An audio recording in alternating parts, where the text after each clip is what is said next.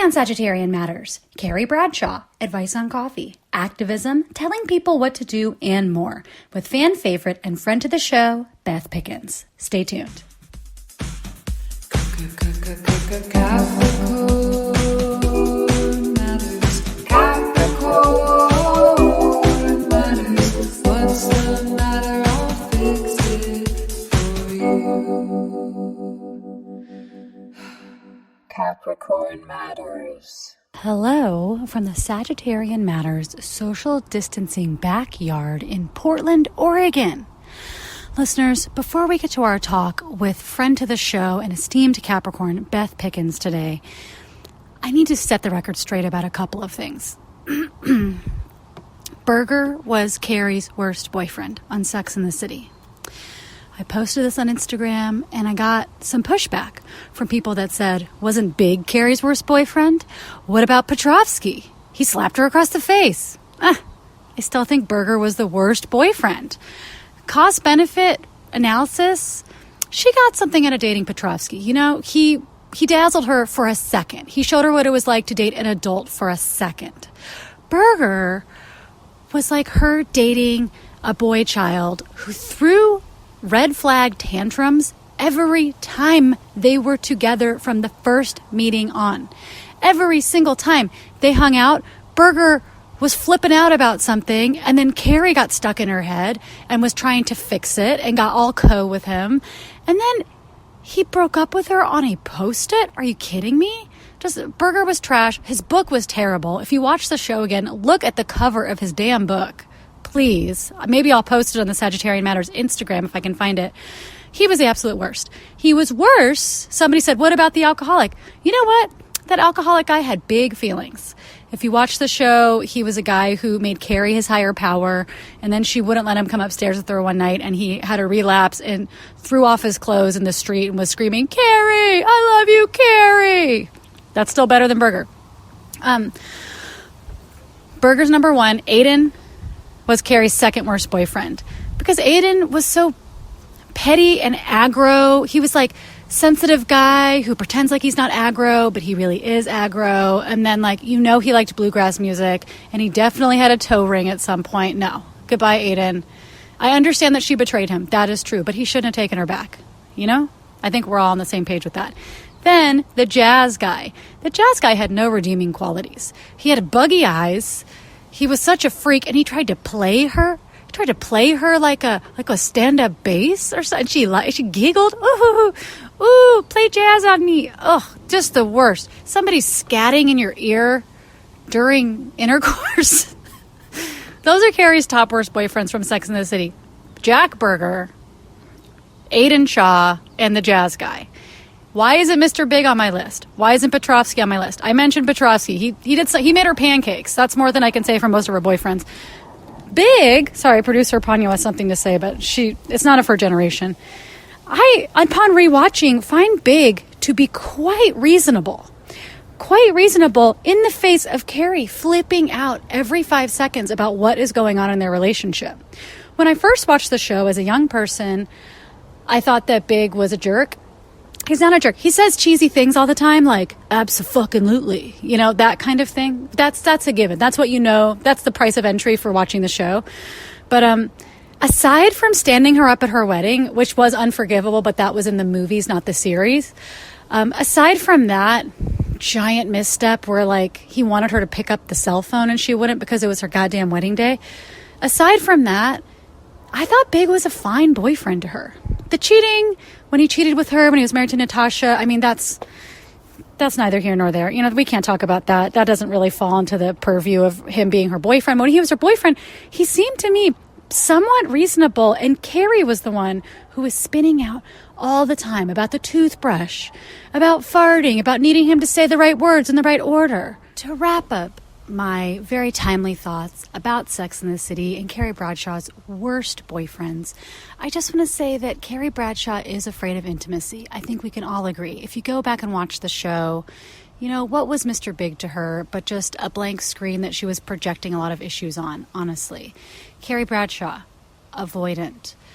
Miranda Hobbs, avoidant. Samantha Jones, avoidant and sometimes anxious. Charlotte York, anxious and then secure once she got with Harry, because things can change. Listeners, thank you for going down this walk down memory lane. The last thing I want to say is that Petrovsky may have freaked out. They may have had some kind of weird tussle. He may have been a man baby at the end of their relationship, but Berger was a man baby the whole time. And I think that that is going to have a longer psychological effect on Carrie, cast a longer shadow over her relationships.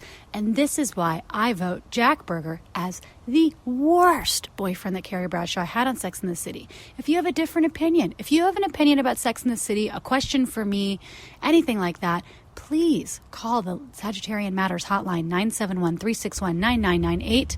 I will be so happy to answer any opinion question, to tell you if you're wrong or right, or just to hear what you have to say and play it on the air. So 971-361-9998. And I got to go. My motorcycle is apparently here.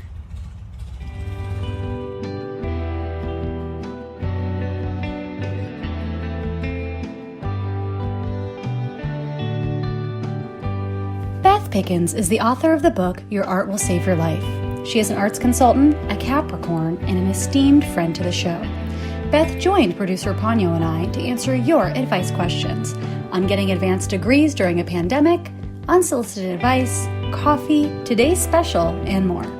Now please enjoy my talk with friend to the show, Beth Pickens. Beth Pickens, welcome back to Capricorn Matters. I noticed that Capricorn Matters theme song is being played for other Capricorns who appear on the show, and I decided I think that's great. Thank you. Producer Chris and I did have a short conversation about that. I was like, do we save the Capricorn Matters theme song just for Beth Pickens, or when we have other Capricorns, do we pipe it in? I never feel competition. I mean, I don't feel a lot of competition with anybody, but I don't feel competitive with other Capricorns. I feel like, oh, there's another one on my team. Mm-hmm. That's good news. That's how I feel. I feel stronger the more Capricorns are around. Well, whenever there's like a really cool person and I find out they're a Capricorn, I'm like, oh, that's good news for me. It's just like strengthened my astrological brand. You have a lot of strong, I mean, the Sagittarius brand is not good. I just read a thing the other day that said Richard Nixon was a Sagittarius. Brad Pitt is a Sagittarius. But also Emily Dickinson is a Sagittarius. Britney Spears is a Sagittarius. Emily Dickinson, I can't speak to Britney Spears, but Emily Dickinson could redeem a lot of bad Sages. And there's terrible Capricorns, obviously.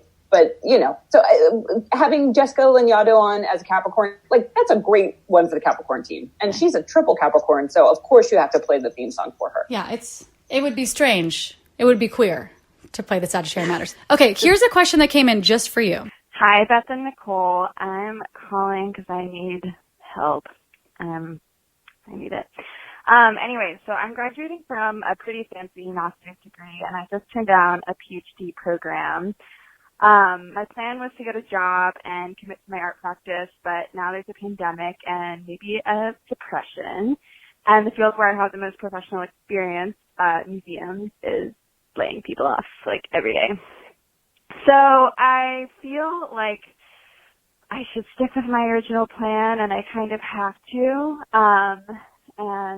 But I don't know what to do. Like, I don't know if I need to radically adjust my expectations, or how to approach the idea of beginning a new career, and committing to my art practice, if, things are not good. So all advice is welcome, and thanks. Love you guys. Bye. She loves us.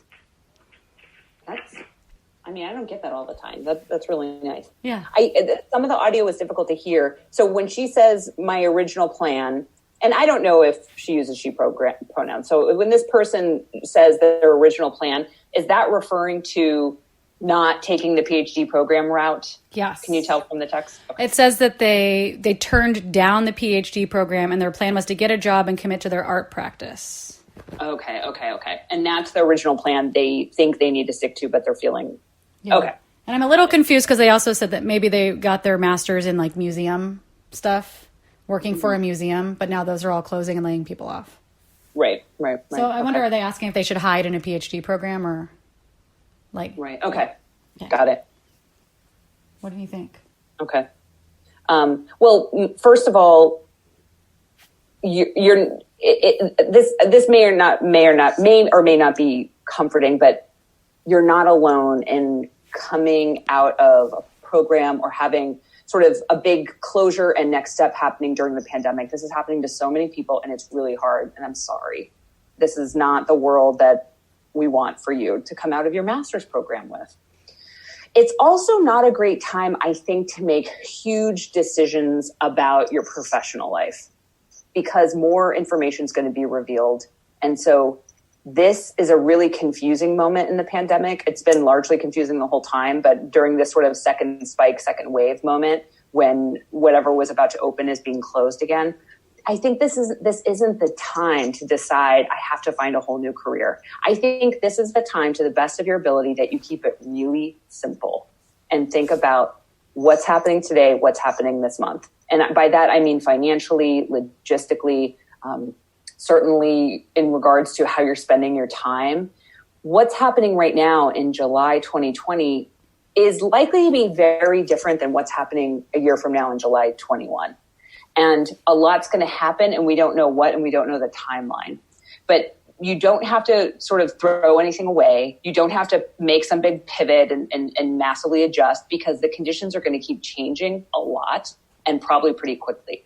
So my advice is to keep it simple and small. Definitely focus on your art as much as you can right now. Definitely have your art practice be one of the things that buoys and cares for you, because you need it. Everyone does. But I would say, can you think about just sort of the rest of the calendar year and how you can live and work, if that's possible, or earn money or draw unemployment or get support in other ways, but to keep your life very simple as you collect information about what's available to you next steps. What do you think, Nicole?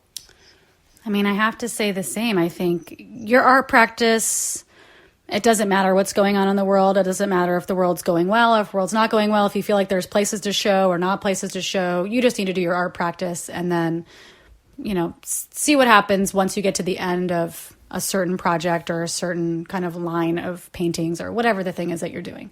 That has nothing to do with anything. That's part of your self-care. That's part of you getting in touch with yourself and exorcising different things from your brain, especially during this time where it's easy to just become a squirrel cage if you don't have an outlet. So make sure you're getting your outlets and, be that physical exercise and art practice, etc. As far as job stuff, I mean, I agree with you. I would just, if I am heeding the prudent advice of Capricorn, Jessica Lanyadoo, and just hoarding money right now. Just as long as you can get money from whatever, literally anything, squirrel it. Don't spend it all on like Amazon or whatever online shopping things you might do because you're just glued to your phone all day getting advertised at. Like, hoard as much money as you can, because who knows what's coming around the corner. I do want to say, Beth Pickens, this is a tweet that I'm speaking to you. Somebody the other day was like, what is this one going to be called? Because the other one was the Great Depression. I was like, this is the Tremendous Depression, because it's Trump's depression. So we might be on the verge of a tremendous depression. Who knows? So, hoard your shoe leather, grab as much money as you can, so then you can, and also sorry, just to be like very depression era, but like I like to think about my alternate plans of how I could live simply if I needed to. And my art practice is along with me with any of these plans. Right. Yeah. I have also been encouraging my clients to squirrel away money and sort of stockpile that to the best of their ability, just to have cash liquid. So depending on, we don't know anything about this caller's financial situation. This is more of a professional call. But you and I, of course, are going to want to go into money because that is our predilection. But professionally, just give it some time. After you finish graduate school, in any circumstance, it's really, really normal and completely reasonable to feel lost and confused and adrift, even if it wasn't a pandemic. Sometimes post-graduate school, you have to take a little bit of time and understand how are you absorbing all of this, and how are you readjusting to life after school, and what do you want for yourself? So time would have been needed anyway, and now the universe is just making sure you have it, because what you thought would happen isn't going to happen, but more is going to be revealed. I have another question for you. Can we just have a side note? We used to talk about this all the time, and we've, as time has waned, we've been like, oh, we've said this a million times, but I think all the time, Beth Pickens, about the valuable lesson that you bring to the podcast about how money doesn't always follow talent and that's like a false equivalency. And there's so many talented people that, you know, you could think all day about people, you know, who are talented, who are not making a living off of that talent, but who deserve to. And I just wonder, is this something that you say to your clients still all the time, that you find yourself having to repeat? All the time. Capitalism is not a meritocracy. The best ideas or best intellect or most innovative or most visionary or greatest vision for a beloved community, those things aren't rewarded with money. It's like we feel like there's justice being served when those things are awarded with money or success. But capitalism's not a meritocracy. It might be the inverse. I don't know. Yeah. And I mean, especially now, like just thinking like the public thinking a little bit more about the links between racism and capitalism and how intertwined they are, especially in America. The critiques of capitalism that are coming out now where people are like, Zootalor, it's not so great. Yeah. You know, there's a really interesting event happening. Well, actually, you should scratch that because it'll come out right before your podcast. So never mind, you can edit that out. Okay. But something I would add here is that just remember at the end of the day, who is profiting off of the quarantine? Can you say more about that? Corporations and platforms that we squirrel our hours away spinning out on and freaking out on. So capitalism not being a meritocracy, just look at it's like if we're in wartime, who profits off of war? Who profits off this chaos? Who profits off of a quarantine? It's these big fucking companies. They're being bailed up by our tax dollars. Today's episode is brought to you by Emily Helmus, Leo Fitzpatrick, Ann Daniels, Maria Turner-Carney, Dimitra Halutzos, Bridget Sweet, who is a Libra, Shoshana Ruth Wechter, Christy Harrod, Mary Pinson, and Joey Soloway. If you would like to support Sagittarian Matters, especially producer Chris Sutton, please send $5 million via PayPal to hornetleg@gmail.com. Or, this just in, he's got Venmo. Hell Books on Venmo. That's HE Books. Thank you for your support, and we look forward to saying your name on the podcast. Producer Ponyo looks forward to it too. Don't be scared, that's just Ponyo's speaking voice. Hello. I recently realized that I have a bad habit of offering unsolicited advice, and then I have the audacity to get upset when people don't take this advice. I like to think it's because I'm wanting to be helpful, but part of me fears that it's just me trying to control others. I also question if my activism, which in and of itself can be unsolicited advice, is maybe leaking into my personal relationships. Signed, Caring Control Freak. Caring control freak. It all comes from care and you wanting to control things. Yeah. Well, while I was listening to that call, I was like, oh, I'm sure Nicole and this could be us. Did you throw your voice? Did you call in? Producer Ponyo called and was like, asking for a friend. Yeah. Help that isn't asked for is just hell. I made that up. We can quote me on that. It's just hell. When people didn't ask for advice, as somebody who's given so much unsolicited advice and then been so resentful when people didn't do what I told them to do when they never asked for my opinion anyway, I really empathize with this caller.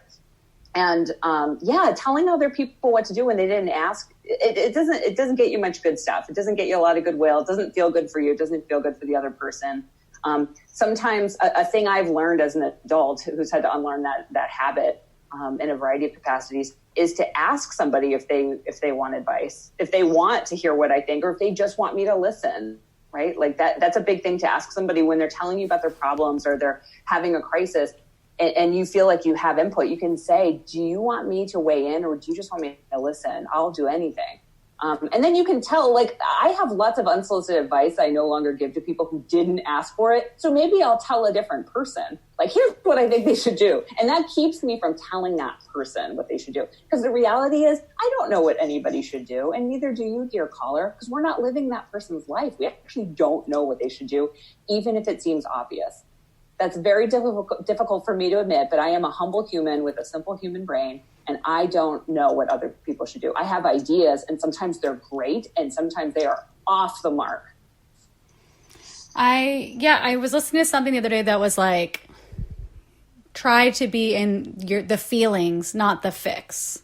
And so a friend coming to you with a problem, or a friend having something about their life that seems problematic to you, it's probably going to serve the friendship more if you can be present in the feelings of that situation, truly just slowing yourself down, being in the feelings of that and trying to empathize and be with them, and not just have your brain be like, oh, well, that's actually easy. Here, let me just tell you what to do. That's not, yeah. Yeah. It's really true. When I'm telling somebody something that's going on with me, I just want them to listen. And then maybe at the end, I might be curious what they think. But really, we all know what it's like to be telling somebody something, and you can just see the wheels turning and they're waiting for us to stop talking, whether it's to change the subject, whether it's to talk about themselves, or whether it's to tell us what to do. And it feels bad when what we mostly want in life is to be listened to, just to be heard.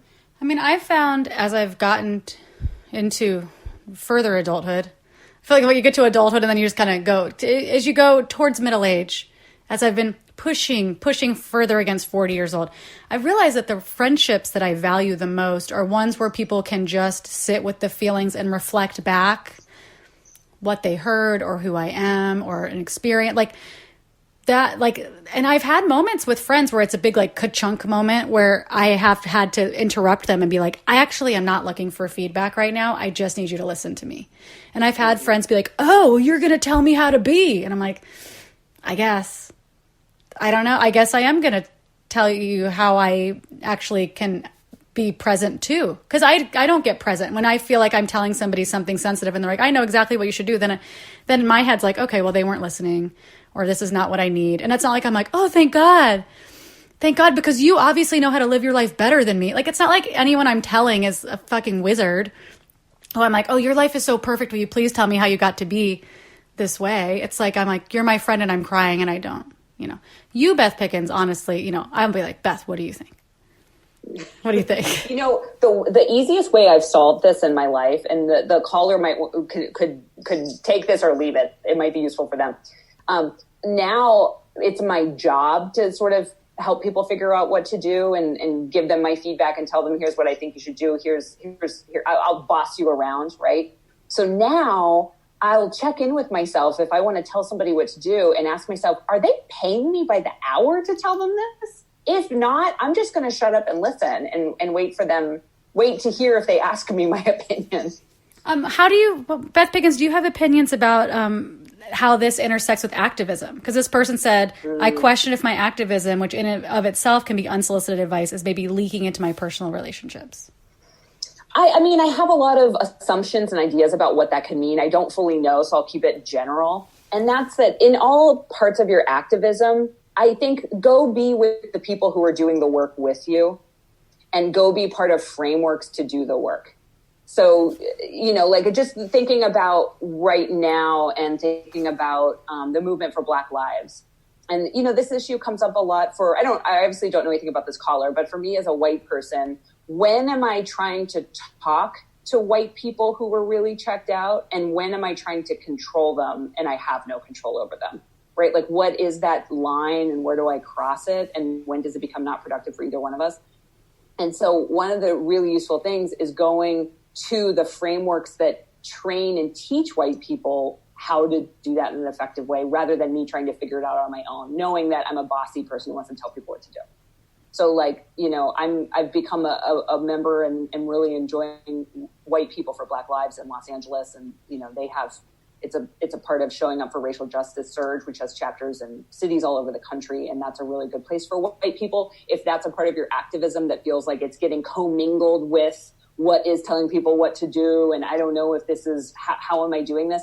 That's a framework where you can go actually learn with other people who are also trying to sort through those confusing, nuanced conversations and learning together to then turn it into action. But I think just to keep it more broadly, think about action, right? Like if you feel like you're doing something unsolicited, again, unless somebody's been in a crisis, like help that isn't asked for is hell when it comes to other humans.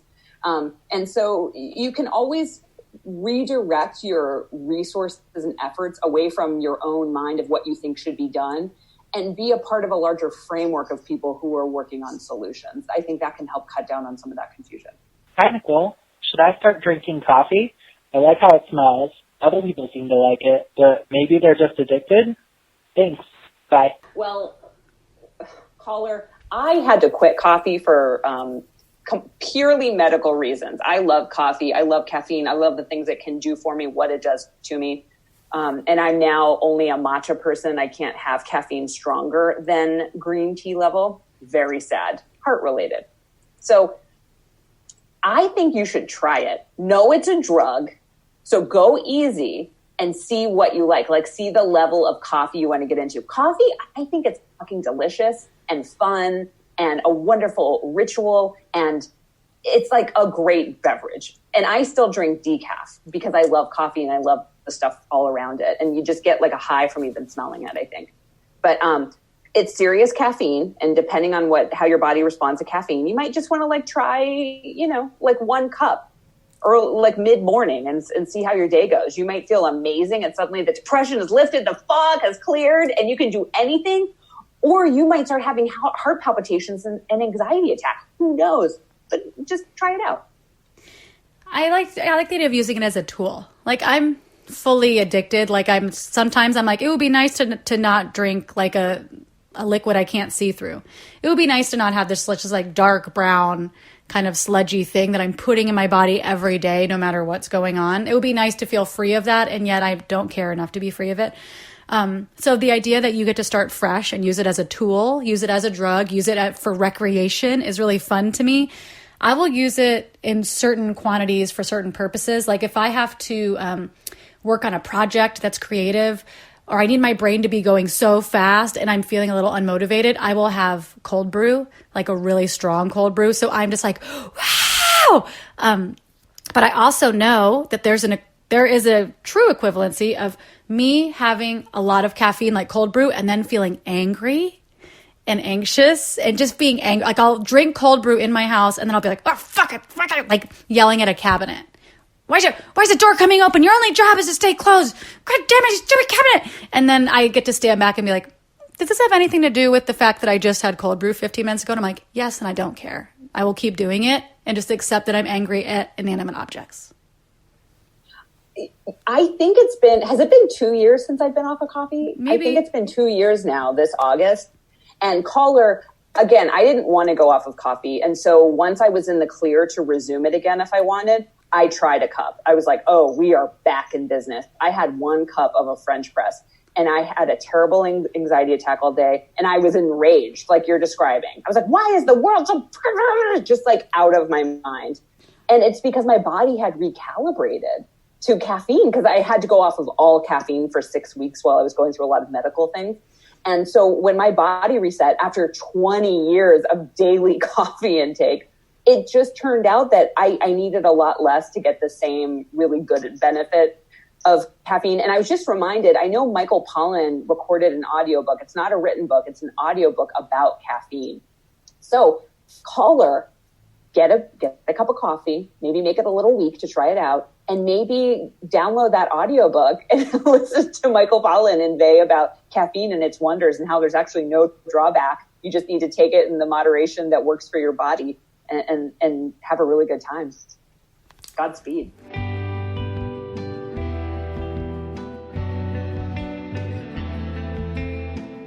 Hi listeners, it's me, Nicole. If you would like to support me and Ponyo, in particular our comics and animal illustrations, go to patreon.com/NicoleJGeorges. And for as little as $2 a month, you can have access to hundreds of pages of otherwise unpublished diary comics. For the price of 1 cold brew plus tip, you can become an honorary Sagittarian.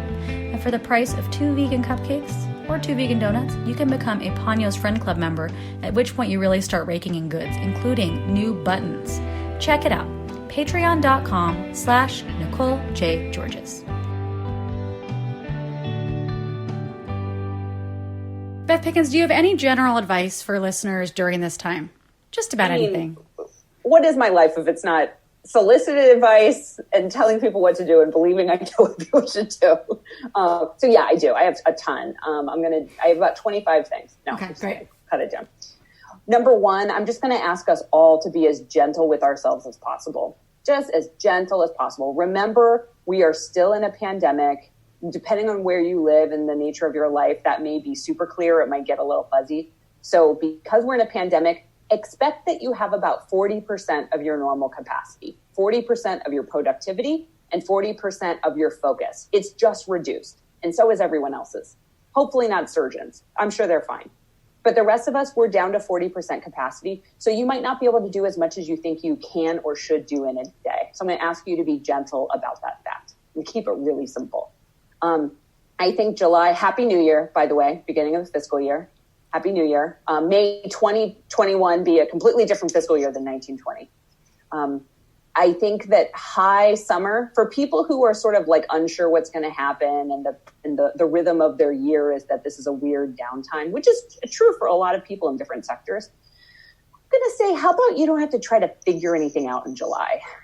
Maybe this is a time to keep it really simple and gentle and to see what happens next and just kind of focus on one day at a time, taking care of the different parts of your life, your body, your home, your finances, your relationships, your imagination and interior spirit, and just keep it as simple as possible. Like we were talking about before, whatever your financial situation, just determine how much money can you kind of accrue and stockpile right now. Money doesn't make you safe, but it gives you choices. Safety comes from community. It comes from people. People can keep you safe. People are the answer. Don't call the cops. And if you're a person who's like, okay, I'm learning about abolition and defunding the police, but I still have all these questions. Man, there are so many resources coming out that are so helpful for people right now. And so if you're actually curious, like, well, what would I do in the times I thought I would call the police? What do I do instead? My advice is just to do a little bit of reading about the alternatives. It's something I'm doing too. And I'm getting blown away at every turn to all the different ways we could imagine how our communities could be safe together. So I think this is a really good time to rethink what beloved community could be. It's like the universe and the movement for Black Lives, both at the same time, are like, let's reimagine how to be. My opinion about America is I don't think it worked out. It just doesn't seem, it started off really bad. It's not working out really great. I'm never running for office, so I can say these things in a public forum. I don't know what's going to happen to this whole America project. But what I do know is that 2020 is going to keep being hard because we have a really gnarly election season coming too. Just when you thought 2020 wouldn't get fucking harder, we have this election where we have to elect fucking Joe Biden. Are you fucking kidding me? We have to campaign for that person? So 2020 is going to keep being hard, which means gentle with yourself. As gentle you can be with the people you love, and to keep the focus on what your vision is for the world.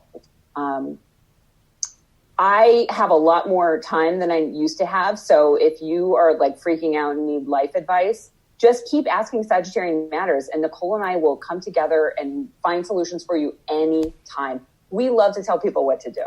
Do we know the answer? Not 100% of the time, but I'm going to go out on a limb and say 85% of the time. I'll give it a go.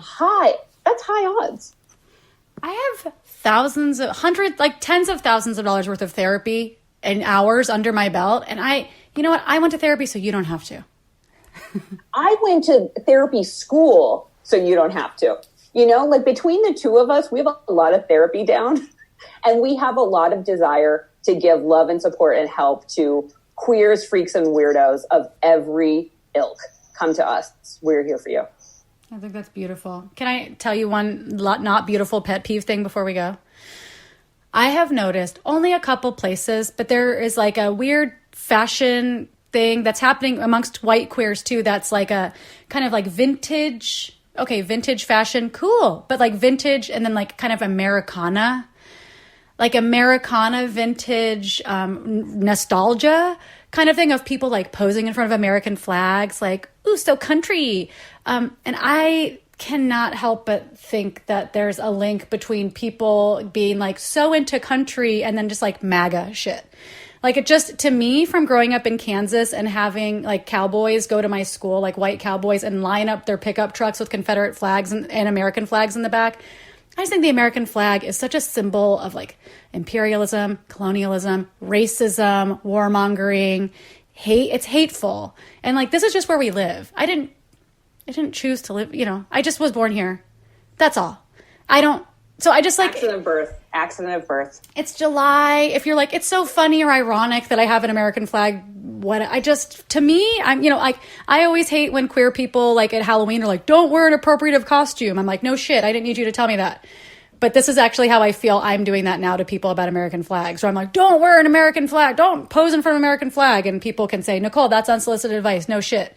I already knew that. But I'm always surprised when I see people who are like, country music's so funny and cool. And then they're wearing like an American flag thing.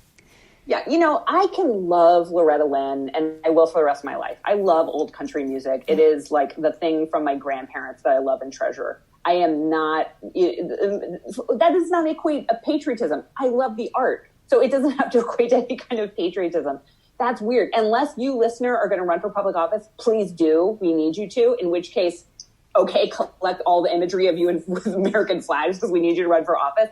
But everyone else, just back off. It needs it. Pose in front of art in your home and tell us about where you got the art. Oh, that's great. Beth Pickens. You can't leave home anyway. You can't. Can I tell you a pet peeve? Yeah. You might be surprised that I don't like it when people aren't wearing masks. What? Which is happening in Los Angeles, California, where we are, I think, right now the #1 epicenter. I could be wrong, but that changes minute by minute. So please, everybody, just wear the mask when you leave home. Just put the mask on, leave it on. Just please, let's just, if it does, like we have so little we can do, that's a thing we can do to just, in case we are unknowingly spreading that or any other germs, just like keep them to yourself. Just do the thing. Please just wear the mask. I will too. I promise. Mary Potter, I went to a 7-Eleven the other day when I was ill and I needed Gatorade. And a young man had his mask partially off that was working there. And I was like, I want to keep you safe. I was like, anyway. It's just, I could be an asymptomatic super spreader. We don't know. You don't know. You can't tell by looking at me. Wear your mask. I'll wear my mask. Just wear the mask. Just wear the mask. And if you live in LA, please go get tested at Dodger Stadium, whether or not you think you have it, because everyone needs to have that experience. It's the most 2020 amusement park ride experience of a lifetime. It's bonkers. Somebody handing you your little special bio kit with your personalized barcode on it with like a trash grabber from the garbage grabber. Yeah. With like a shark head on it. Yeah. Somebody in a hazmat suit with a garbage grabber shark head handing you your bag into your car and be like, close your windows, close your windows. We don't have Disneyland anymore. Disneyland's dead. But we have that. We have the COVID test at the Dodgers Stadium parking lot. So I highly encourage everybody to go do that. God, I want to break into Disneyland and just walk around. Oh my God. Wouldn't it be glorious? Empty. I think I dreamt recently that I went and it was empty. And I was like, this is amazing. I'm having a weird fantasy of just wanting to go there and roller skate around an empty Disneyland. Just roller skate with Ponyo running behind me. Oh, just all alone on the pirate ship. But all of them turned off. Everything turned off. So creepy. Yeah. So creepy. Remember Nickelodeon, Today's Special, the creepy show where they're in the mall at night, which always, for some reason, when I watched it as a kid, it made me have to pee. Like, it gave me such a nervous, excited stomach that I would have to pee watching Today's Special. Are you sure that wasn't you being aroused? What'd you say? Are you sure that isn't you being aroused as a kid? Maybe. To this day, if I'm in a store or especially the mall and it's about to close, I have to pee. I get this like excited, super anxiety feeling like I got to get out of here. And I relate it back to watching Today's Special.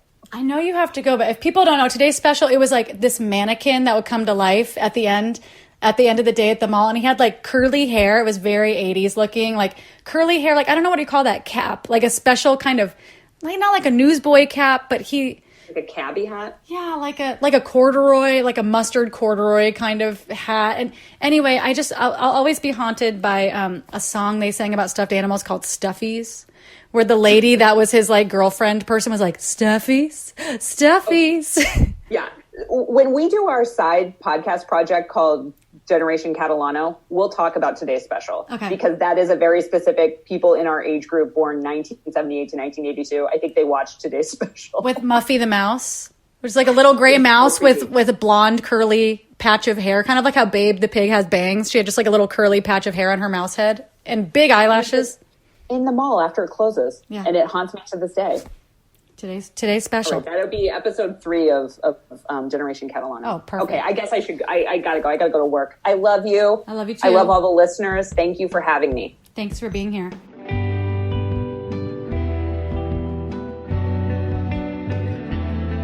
Sagittarian Matters is produced by Chris Sutton, with assistance by Panyo Georges. Our theme music is composed by Carolyn Pennypacker Riggs of the band Bouquet.